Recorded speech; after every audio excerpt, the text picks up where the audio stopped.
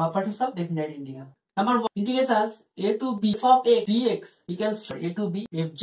Number 2, a to b fx dx equals limiting changing property minus e to a fx dx. Integrations a to b fx x equals to integration a to c fx dx plus integrations c to b fx dx. দেখা যাচ্ছে a R b এর মধ্যে যে কোনো part.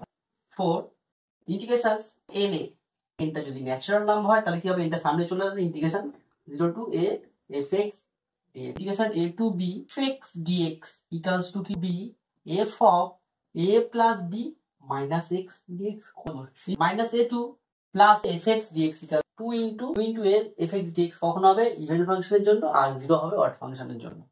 Even order ব্যাপারটা বলছি, দেখো even order ব্যাপারটা বলে দিচ্ছি, বোঝা গেল একটু।